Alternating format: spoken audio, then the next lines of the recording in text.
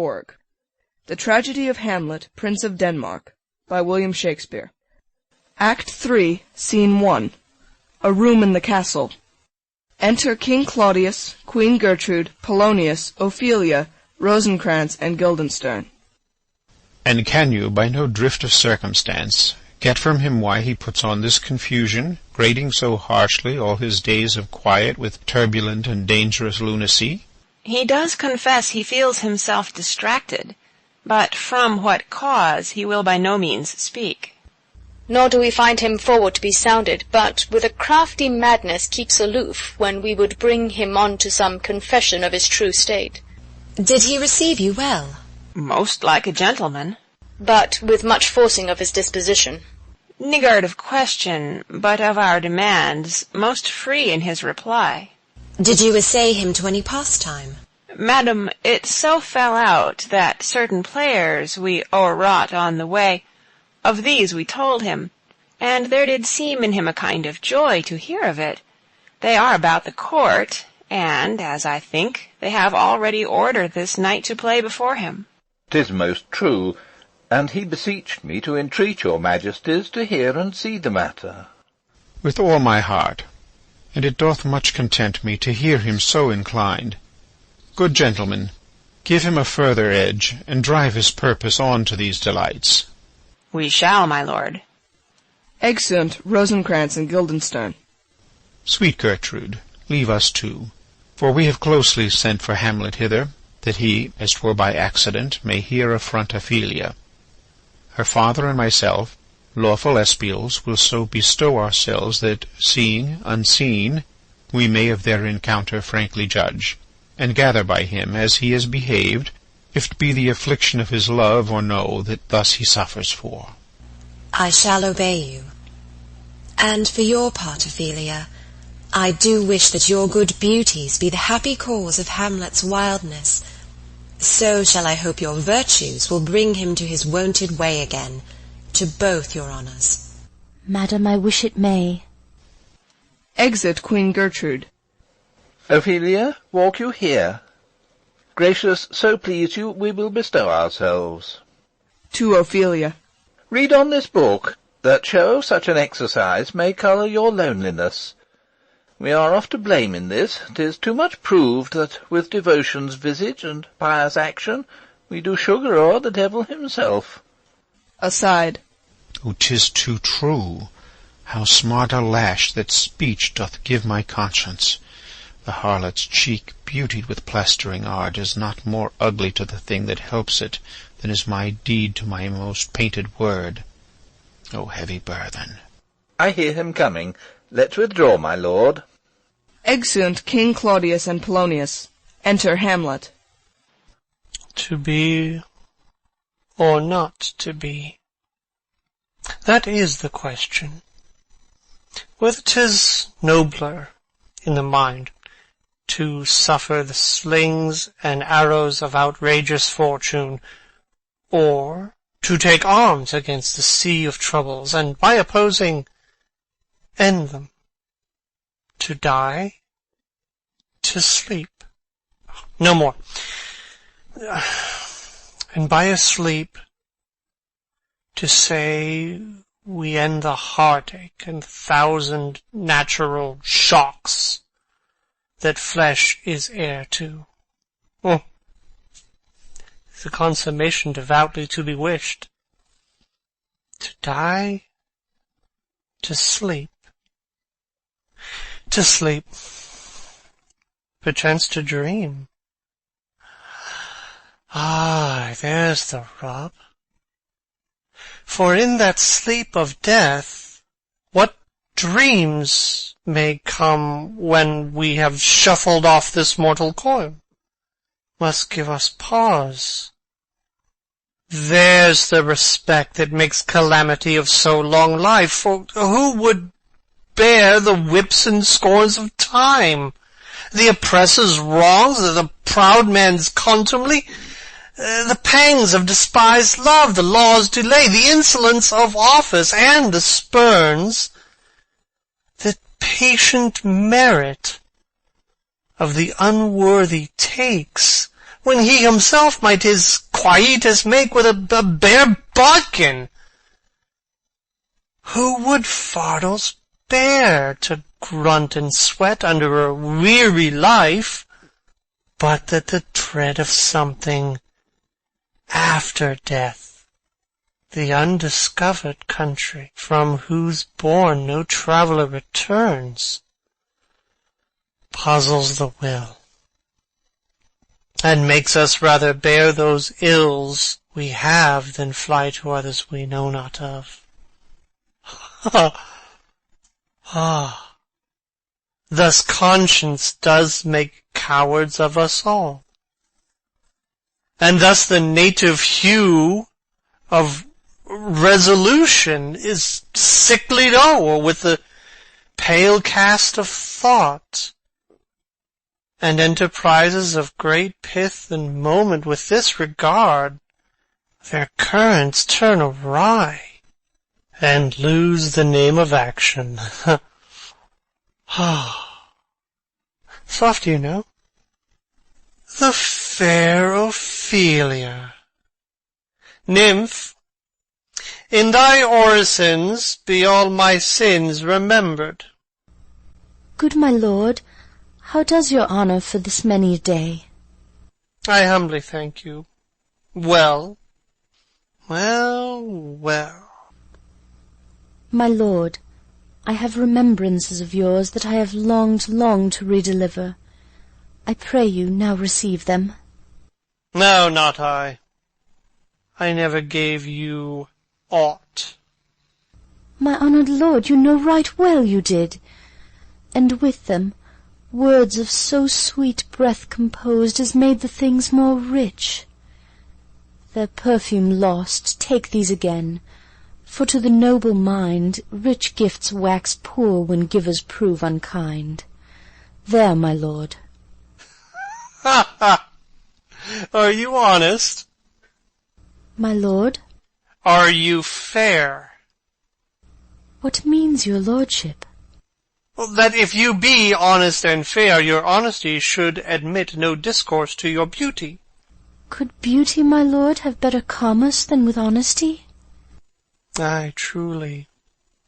For the power of beauty will sooner transform honesty from what it is to a bawd than the force of honesty can translate beauty into his likeness. This was sometime a paradox, but now the time gives it proof. I did love you once. Indeed, my lord, you made me believe so. You should not have believed me, for virtue cannot so inoculate our old stock, but we shall relish of it. I loved you not. I was the more deceived. Get thee to a nunnery. Why wouldst thou be a breeder of sinners? I am myself indifferent honest, and yet I could accuse me of such things that it were better my mother had not borne me. I am very proud, revengeful, ambitious, with more offences at my beck than I have thoughts to put them in, imagination to give them shape, or time to act them in. What should fellows such as I do, crawling between earth and heaven? We are errant knaves all, believe none of us. Go thy ways to a nunnery. Where's your father? At home, my lord. Let the doors be shut upon him, that he may play the fool nowhere but in's own house. Farewell. Oh, help him, you sweet heavens. If thou dost marry, I'll give thee this plague for thy dowry. Be thou as chaste as ice, as pure as snow, thou shalt not escape calumny. Get thee to a nunnery. Go. Farewell. Or if thou wilt needs marry, marry a fool, for wise men know well enough what monsters you make of them. To a nunnery. Go. And quickly, too. Farewell. O heavenly powers, restore him. I have heard of your paintings, too, well enough. God has given you one face, and you make yourselves another. You jig, you amble, and you lisp, and nickname God's creatures, and make your wantonness your ignorance. Go to, I'll no more on't, it hath made me mad. I'll say we will have no more marriages. Those that are married already, all but one, shall live. The rest shall keep as they are. To a nunnery. Go. Exit Hamlet. Oh, what a noble mind is here o'erthrown! The courtiers, soldiers, scholars, eye, tongue, sword, the expectancy and rose of the fair state, the glass of fashion and the mould of form, the observed of all observers quite down. And I, of ladies most dejected and wretched, that sucked the honey of his music vows, now see that noble and most sovereign reason like sweet bells jangled out of tune and harsh, that unmatched form and feature of blown youth blasted with ecstasy. Oh, woe is me! To have seen what I have seen, see what I see. Re-enter King Claudius and Polonius. Love, his affections do not that way tend, nor what he spake, though it lacked form a little, was not like madness.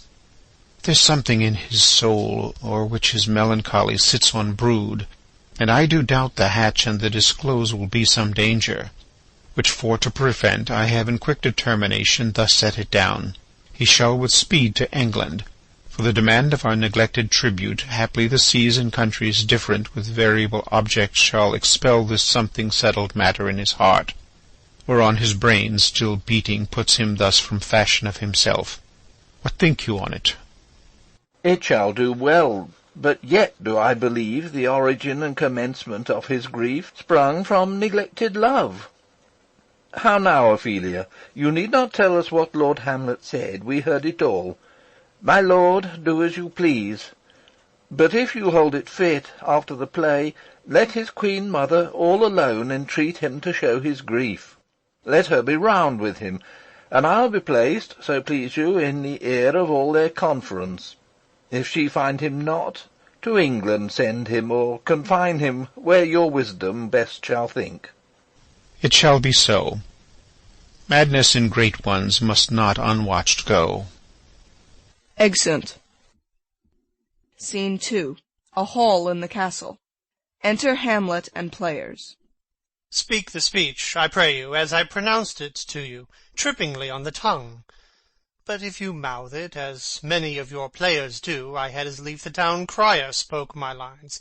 Nor do not saw the air too much with your hand thus, but use all gently.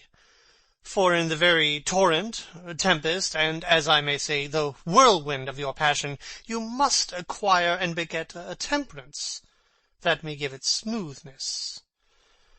Oh, it offends me to the soul to hear a robustious, periwig-pated fellow tear a passion to tatters, to very rags, to split the ears of the groundlings, who for the most part are capable of nothing but inexplicable dumb shows and noise. I would have such a fellow whipped for overdoing termagant.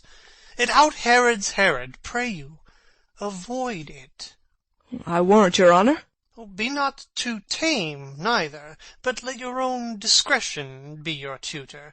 Suit the action to the word to the action, with especial, o'erstep not the modesty of nature.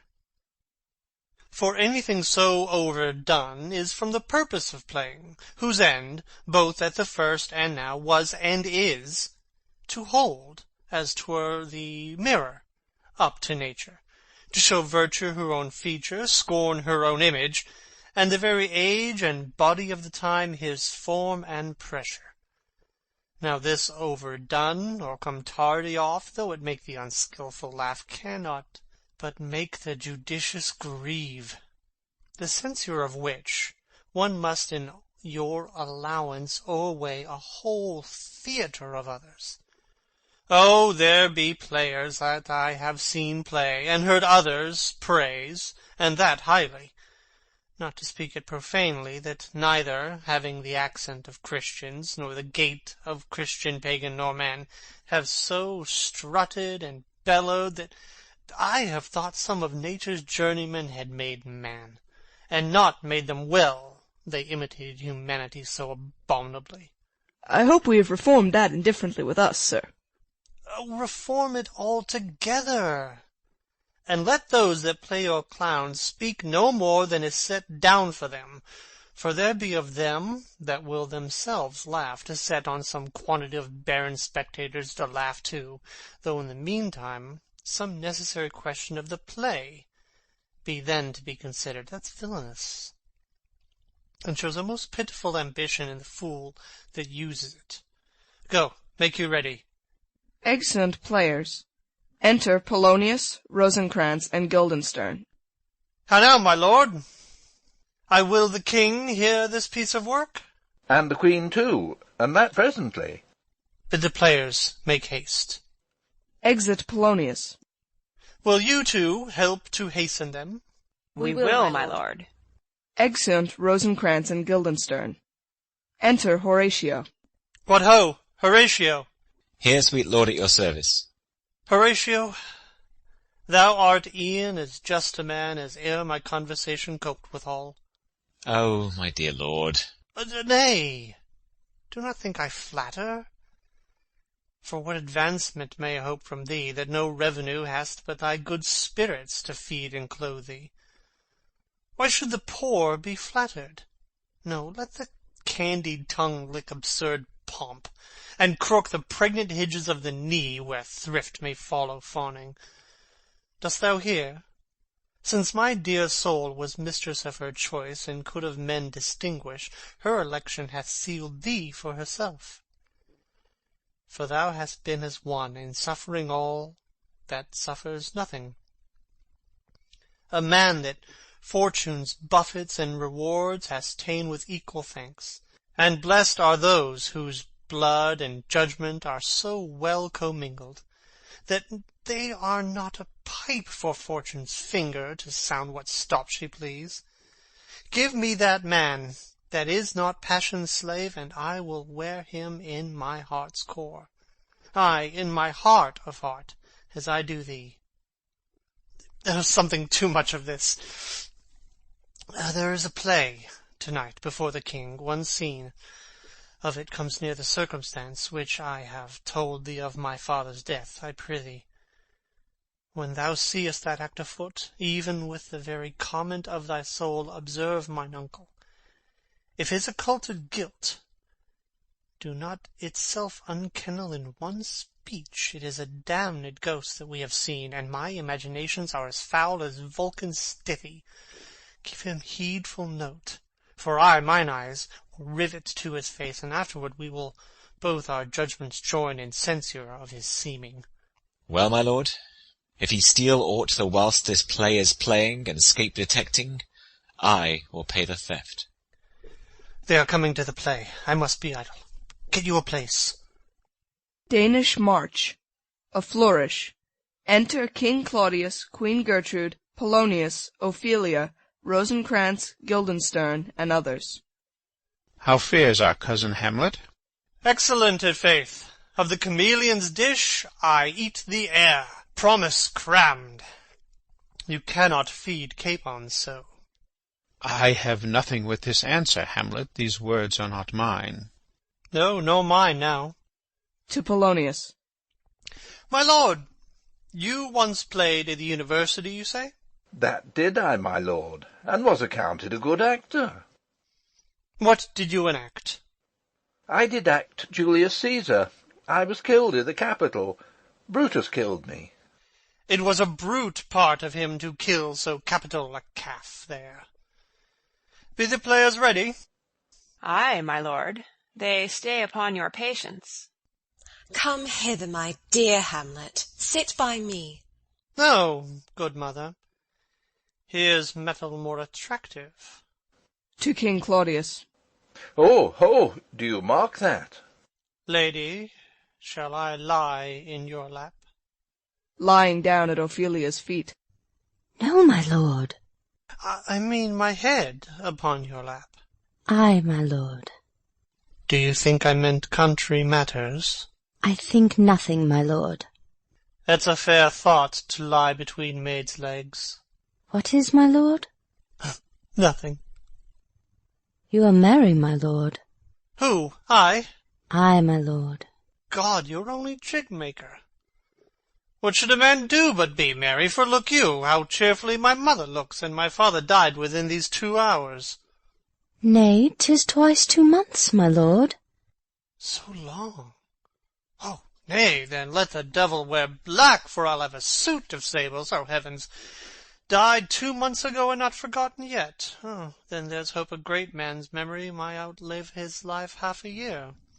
But, by your lady, he must build churches then, or else shall he suffer not thinking on when the hobby-horse, whose epitaph is for oh, the hobby-horse is forgot.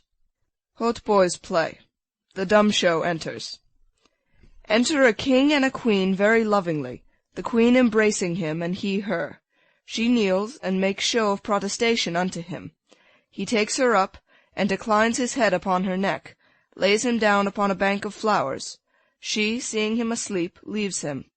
Anon comes in a fellow, takes off his crown, kisses it, and pours poison in the king's ears, and exit. The queen returns, finds the king dead, and makes passionate action. The poisoner, with some 2 or 3 mutes, comes in again, seeming to lament with her. The dead body is carried away. The poisoner woos the queen with gifts. She seems loath and unwilling a while, but in the end accepts his love. Exeunt. What means this, my lord? Mary, this is Mitching Maleko. It means mischief. Belike this show imports the argument of the play. Enter Prologue.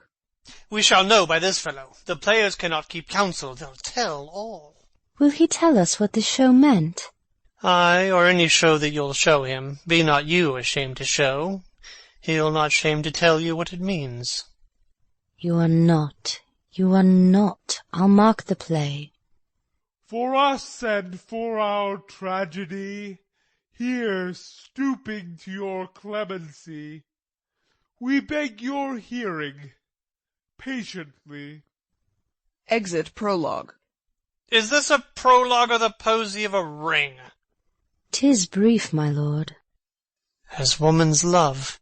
Enter 2 players, king and queen.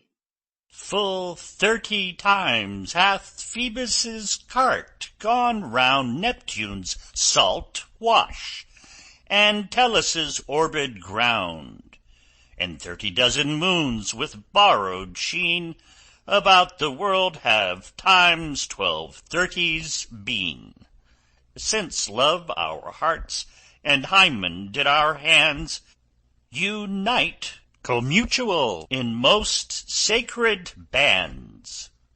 So many journeys may the sun and moon make us again count o'er our love be done. But woe is me, you are so sick of late, so far from cheer and from your former state, that I distrust you. Yet though I discomfort you, my lord, it nothing must, for women's fear and love holds quantity in neither aught nor in extremity. Now, what my love is, proof hath made you know, and as my love is sized, my fear is so. Where love is great, the littlest doubts are fear. Where little fears grow great, great love grows there. Faith, I must leave thee, love, and shortly too.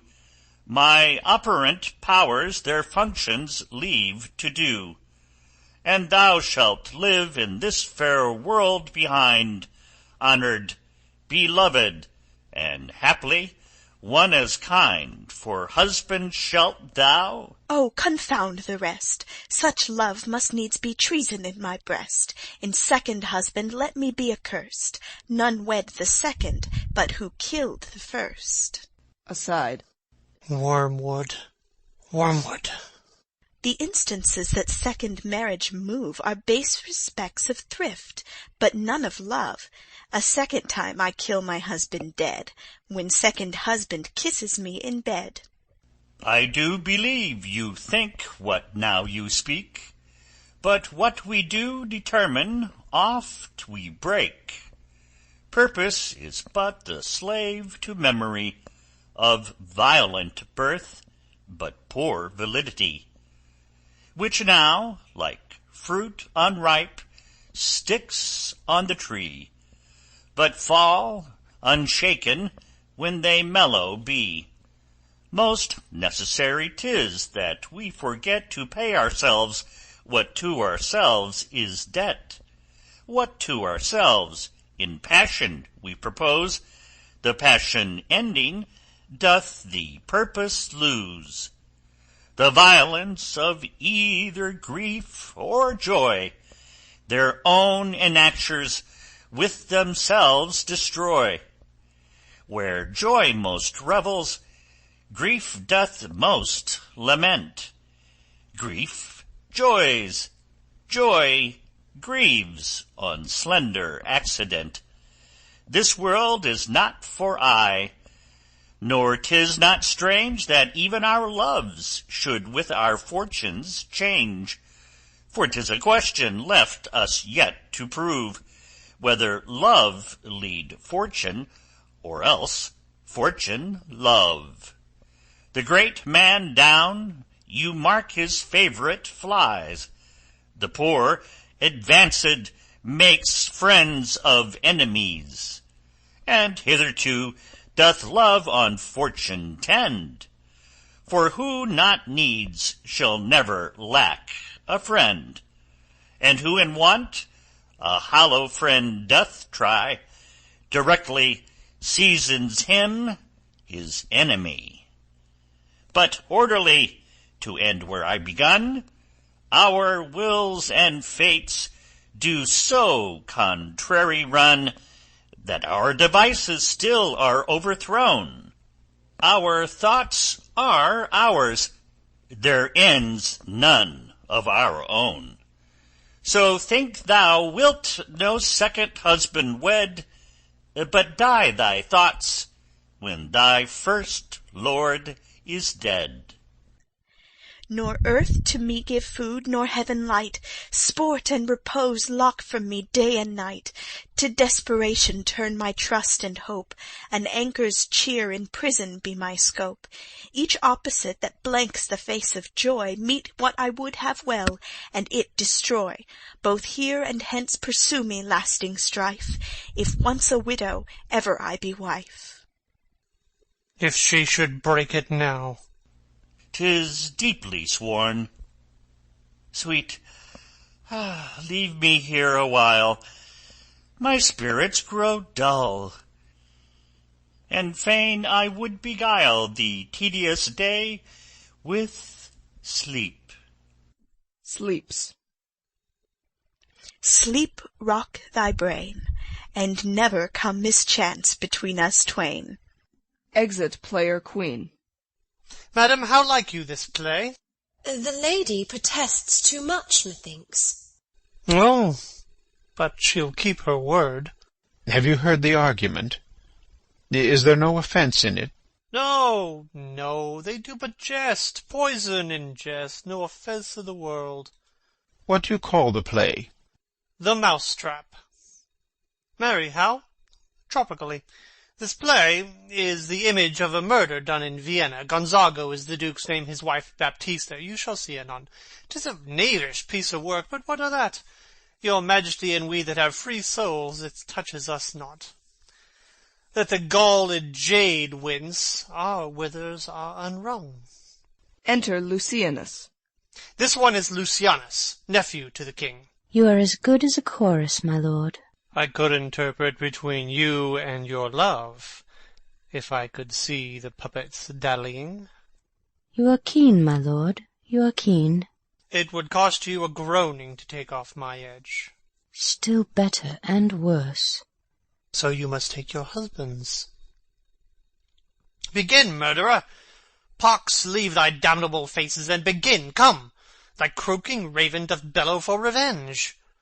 Thoughts black, hands act, drugs fit, and time agreeing, confederate season else no creature seeing, thou mixture rank of midnight weeds collected, with Hecate's ban thrice blasted, thrice infected, thy natural magic and dire property, unwholesome life, usurp immediately.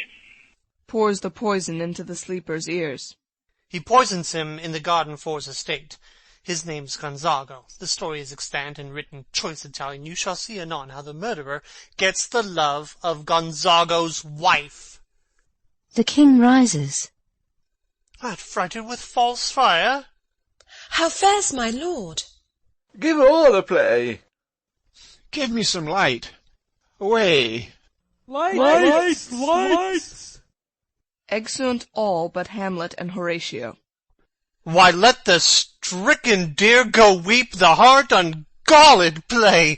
For some must watch, while some must sleep, so runs the world away. Would not this, sir, and a forest of feathers, if the rest of my fortunes turn Turk with me, with 2 provincial roses on my razed shoes, get me a fellowship in a cry of players, sir?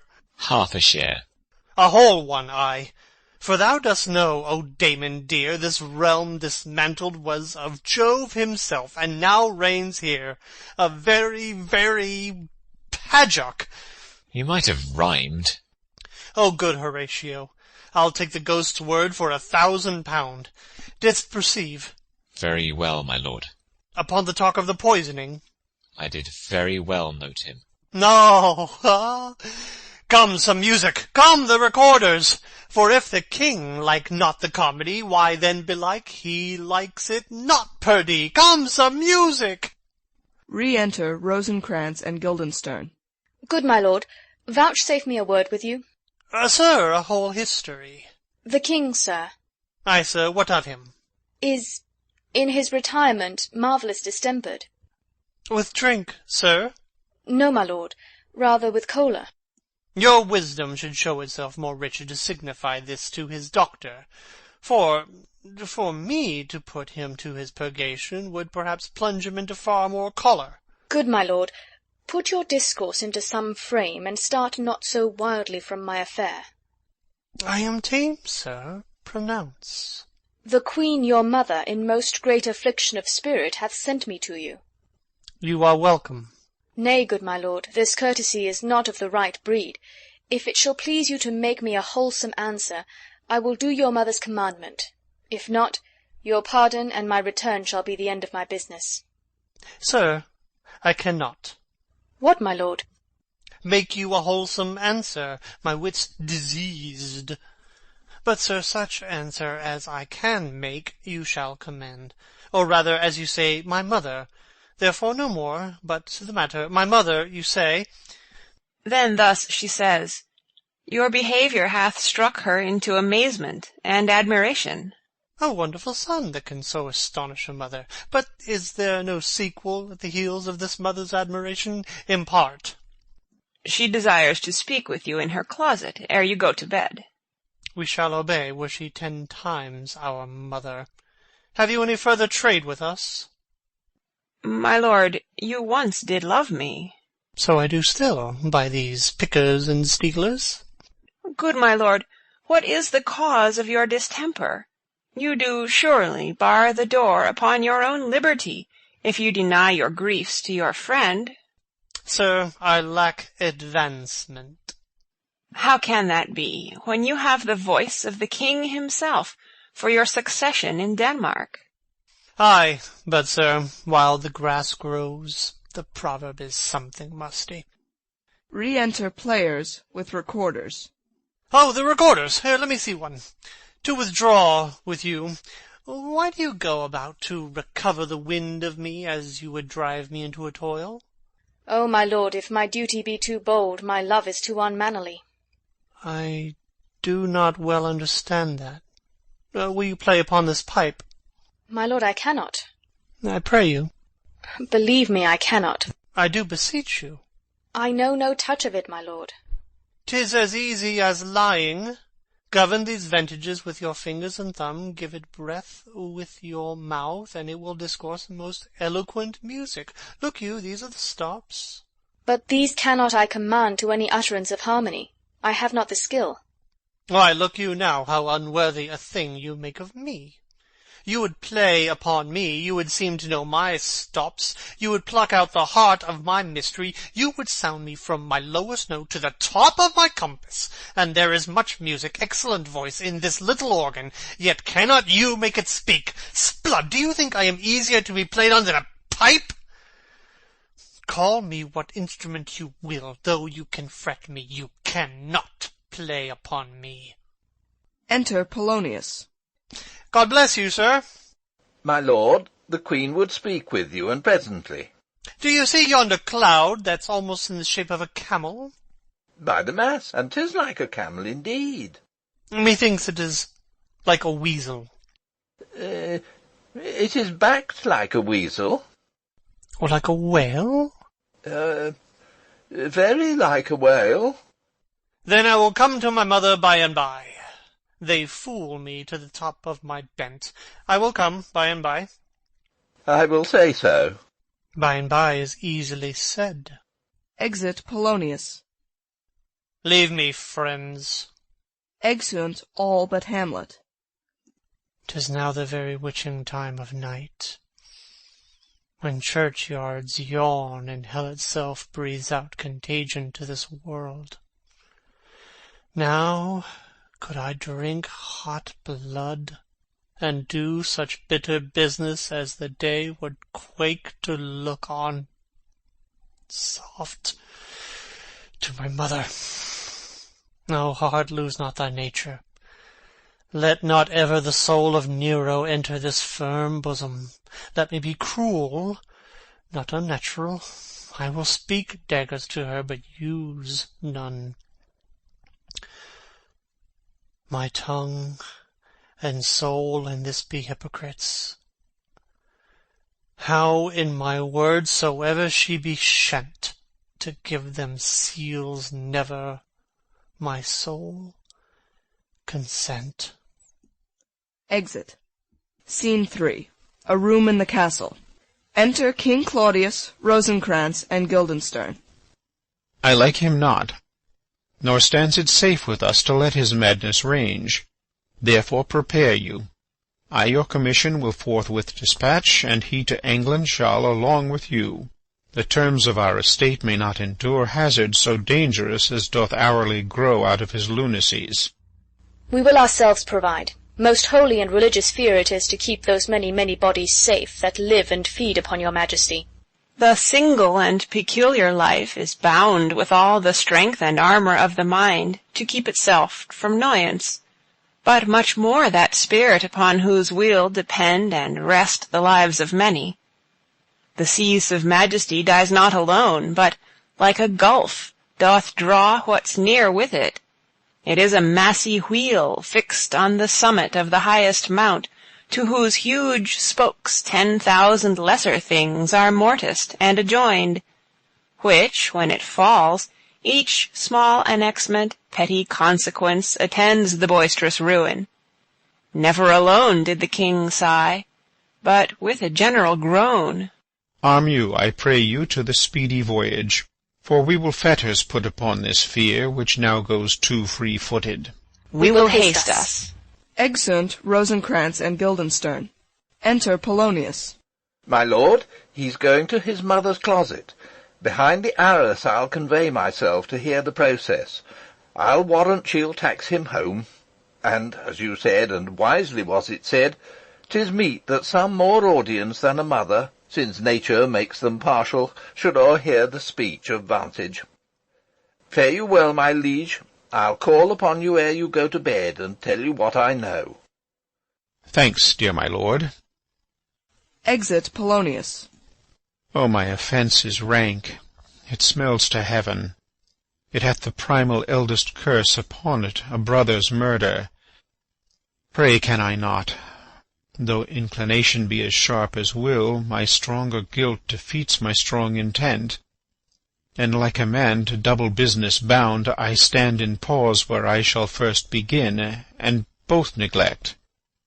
What if this cursed hand were thicker than itself with brother's blood? Is there not rain enough in the sweet heavens to wash it white as snow? Whereto serves mercy but to confront the visage of offence? And what's in prayer but this twofold force to be forestalled ere we come to fall, or pardoned being down? Then I'll look up. My fault is past. But, oh, what form of prayer can serve my turn? Forgive me my foul murder. That cannot be, since I am still possessed of those effects for which I did the murder, my crown, mine own ambition, and my queen. May one be pardoned and retain the offence?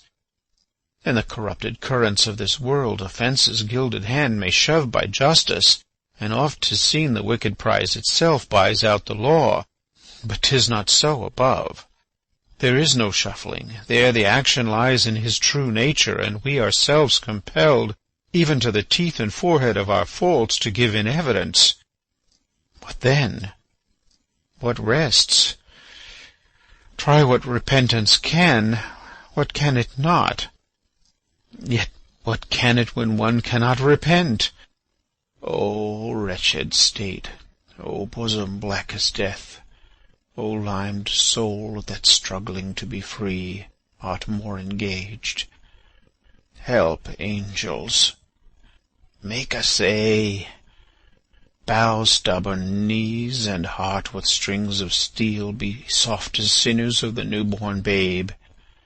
All may be well. Retires and kneels. Enter Hamlet. Now might I do it pat. Now he is praying, and now I'll do't. And so he goes to heaven, and so am I revenged? That would be scammed. The villain kills my father, and for that I, his sole son, do this same villain sent to heaven? Oh, this is hire and salary, not revenge. He took my father grossly, full of bread, with all his crimes broad blown as flush as May. And how his audit stands, who knows save heaven?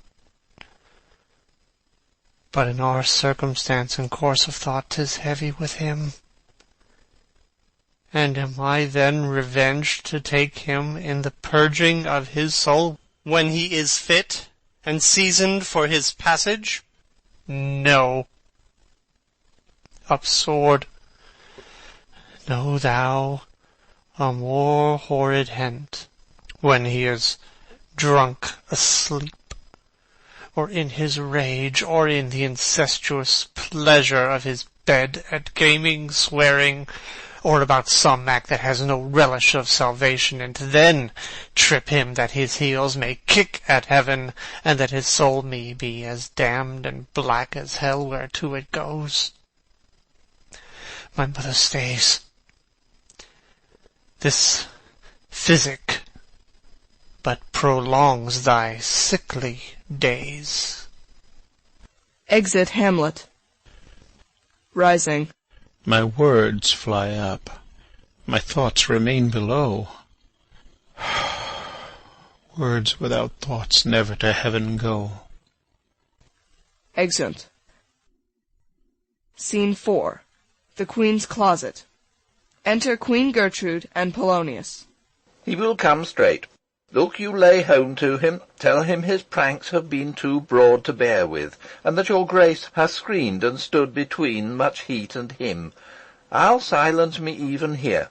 Pray you be round with him. Within. Mother! Mother! Mother! I'll warrant you, fear me not. Withdraw, I hear him coming. Polonius hides behind the arras. Enter Hamlet. Now, mother, what's the matter? Hamlet, thou hast thy father much offended. Mother, you have my father much offended. Come, come. You answer with an idle tongue. Go, you question with a wicked tongue. Why, how now, Hamlet? What's the matter now? Have you forgot me? No, by the rood, not so. You are the queen, your husband's brother's wife, and would it were not so, you are my mother. Nay, then I'll set those to you that can speak. Come, and sit you down, you shall not budge. You go not till I set you up a glass where you may see the inmost part of you. What wilt thou do? Thou wilt not murder me. Help! Help, ho! Behind. What? Oh, help! Help! Help! Drawing. How now? A rat? Dead for a ducat! Dead! Makes a pass through the arras. Behind. Oh, I am slain. Falls and dies. Oh, me! What hast thou done? Nay, I know not. Is it the king? Oh, what a rash and bloody deed is this! A bloody deed! Almost as bad, good mother, as kill a king and marry with his brother. As kill a king? Ay, lady, 'twas my word. Lifts up the arras and discovers Polonius. Thou wretched, rash, intruding fool. Farewell. I took thee for thy better. Take thy fortune. Thou find'st to be too busy is some danger. Leave wringing of your hands. Peace. Sit you down, and let me wring your heart, for so I shall, if it be made of penetrable stuff, if damned custom have not brusted it so that it is proof and bulwark against sense. What have I done, that thou darest wag thy tongue in noise so rude against me? Such an act that blurs the grace and blush of modesty, calls virtue hypocrite, takes the rose from the fair forehead of an innocent love, and sets a blister there, makes marriage vows as false as divers oaths. Oh, such a deed, as from the body of contraction plucks the very soul, and sweet religion makes a rhapsody of words. Heaven's face doth glow. Yea, this solidity and compound mass, with tristal visage, as against the doom, is thought sick at the act. Ah me, what act, that roars so loud and thunders in the index? Look here, upon this picture, and on this, the counterfeit presentment of two brothers. See what a grace was seated on this brow. Hyperion's curls, the front of Jove himself, an eye like Mars to threaten and command, a station like the herald Mercury, new lighted on a heaven-kissing hill, a combination and a form indeed, where every god did seem to set his seal, to give the world assurance of a man. This was your husband. Look you now, what follows. Here is your husband, like a mildewed ear, blasting his wholesome brother. Have you eyes?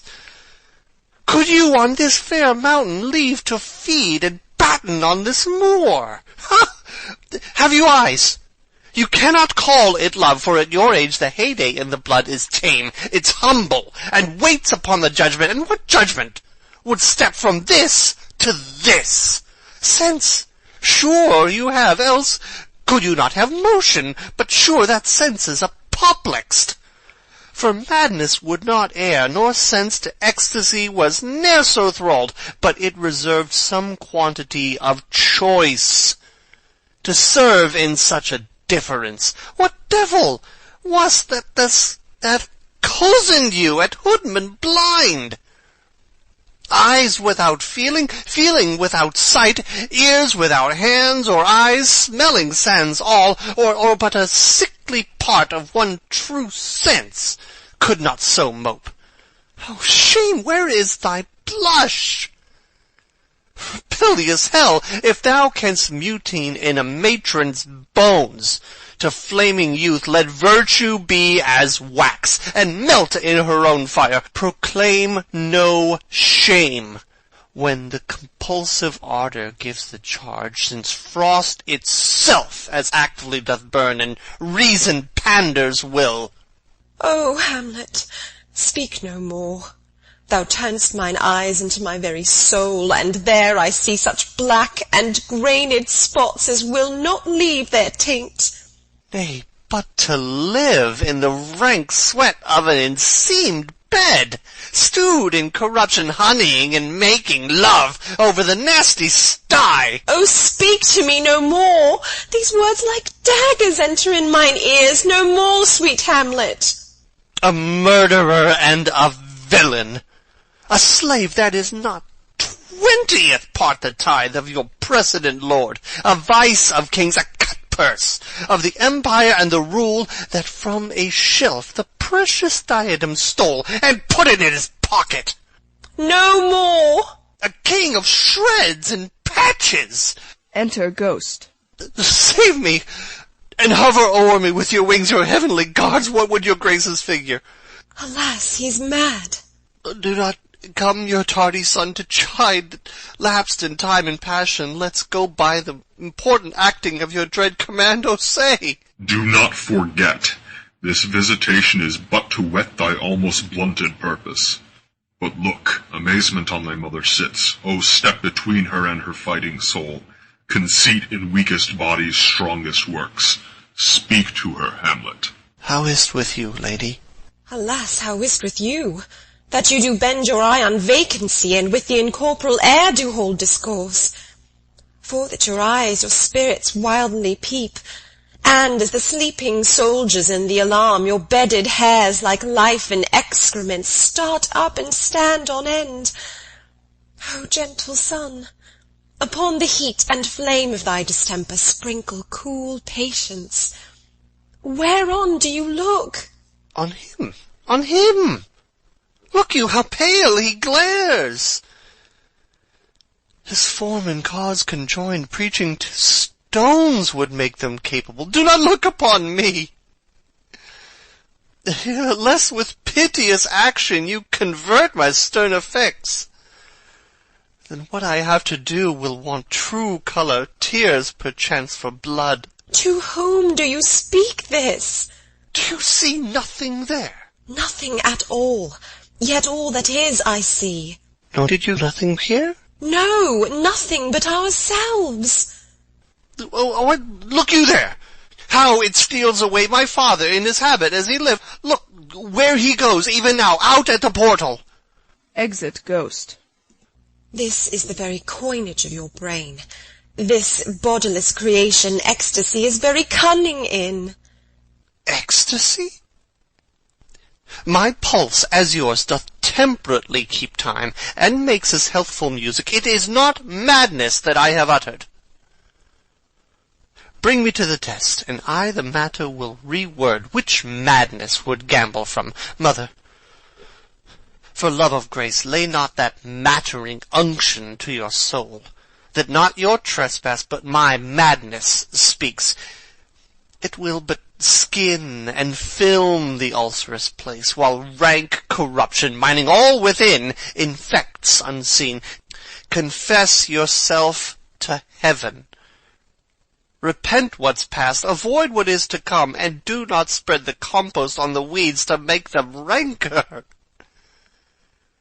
Forgive me this my virtue, for in the fatness of these pursy times, virtue itself of vice must pardon beg.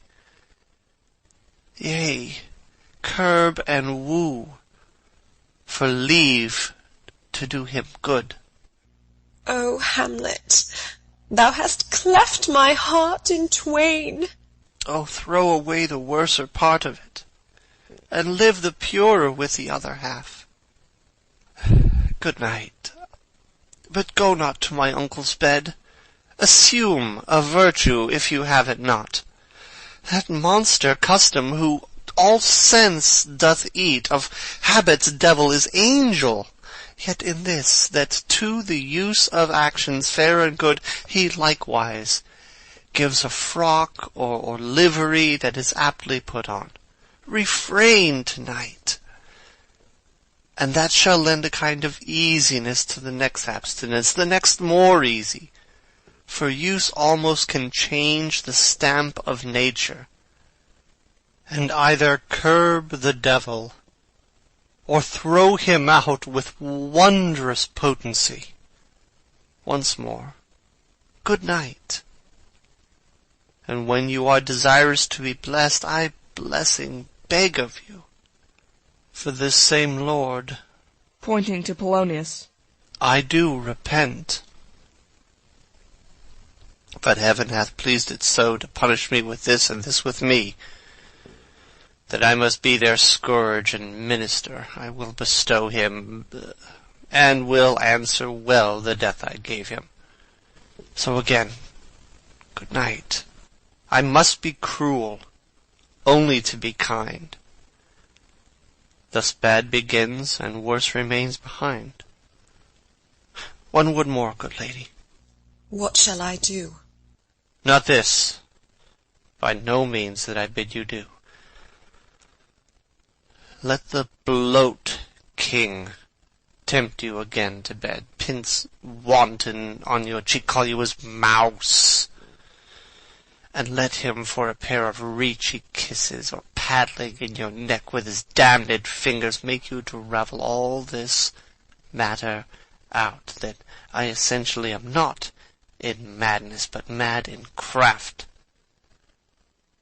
'Twere good you let him know, for who, that's but a queen fair, sober, wise, would from a paddock, from a bat, a jib, such dear concernings hide? Who would do so? No. In despite of sense and secrecy, unpeg the basket on the house's top.